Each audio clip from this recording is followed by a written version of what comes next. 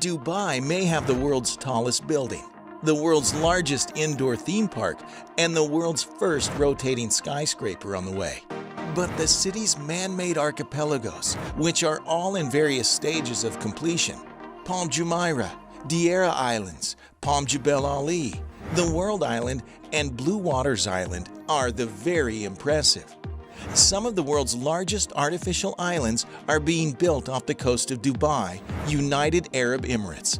Sheikh Mohammed bin Rashid Al Maktoum, the Emir of Dubai and Prime Minister of the United Arab Emirates, is the brains behind these massive projects aimed at boosting tourism and expanding Dubai's coastline. In today's video, we'll talk about how Dubai's artificial islands were constructed.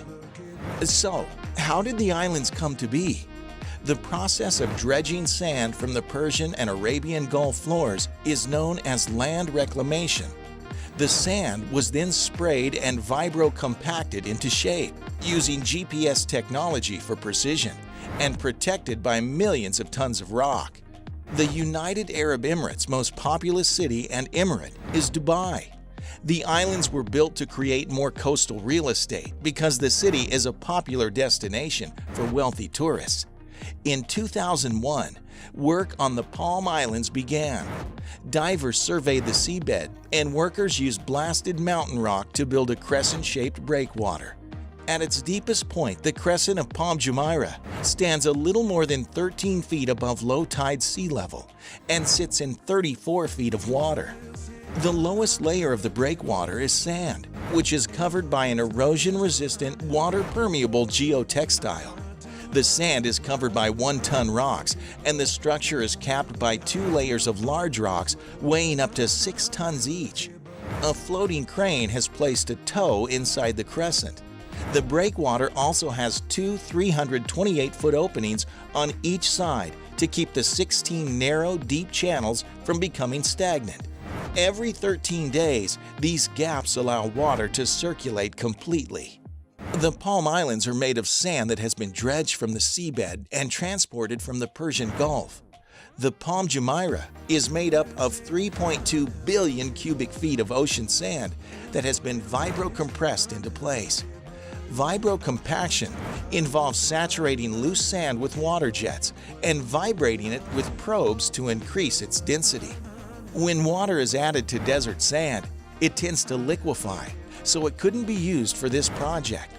Designers and contractors used differential global positioning systems, DGPS, to plot the palms and ensure the sand placement was within 0.39 of an inch to get the complex shape just right. During the construction of the island, workers lived on the fronds and in anchored cruise ships. According to some sources, the islands are sinking into the sea, but Nakheel denies this. Environmentalists have also claimed that the island's construction has harmed the marine environment in the area. They objected to the project, claiming that rocks and sand buried oyster beds and coral reefs, and that changing currents eroded the mainland shore. The Palm Jumeirah is currently crammed with villas, hotels, and attractions. According to Business Insider, hotels are built on the palm's trunk, while homes are built on the fronds. Long-term residents, vacationers, and real estate speculators make up the majority of buyers. Palm Jumeirah is home to around 80,000 people, with a capacity of 120,000, and is a popular tourist destination. A 6-lane subsea tunnel connects Palm Jumeirah to the mainland to facilitate tourism and make life easier for residents. Before re-releasing the water, workers used a dam to drain the area and excavate the seabed. The only public transportation option on the island is a monorail that runs the length of the palm. It opened in 2009. On the Palm Jumeirah, new resorts are still opening, and developers are financing and building luxury apartments. In 2021, an observation deck on the 52nd floor of the Palm Tower opened, giving visitors a bird's-eye view of the entire island. And sprawling villas fetch astronomically high prices. Despite the failures of other islands off the coast of Dubai, Palm Jumeirah has become a popular destination for those seeking luxury and leisure. Let's take a closer look at the Palm Jumeirah and Palm Jebel Ali Islands. Palm Jumeirah is the most well-known of the bunch, with a trunk and 17 fronds shaped like a palm tree and surrounded by an almost 7-mile-long crescent-shaped island that is home to Atlantis, the Palm, just one of many luxury hotels and resorts that dot the archipelago. Nakheel Properties initiated the project in 2001, and it resulted in the addition of 40 miles of much-needed beaches.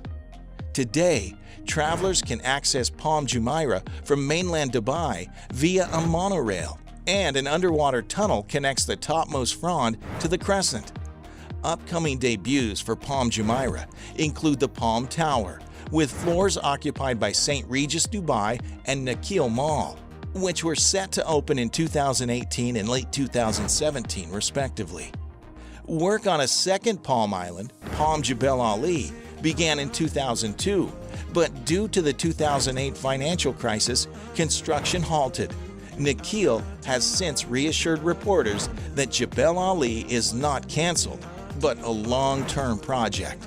If and when the island is complete, it will be 50% larger than Palm Jumeirah and feature homes built on stilts, a water park, villas, 6 marinas, and sprawling boardwalk shaped into the words of a poem written by Sheikh Mohammed himself.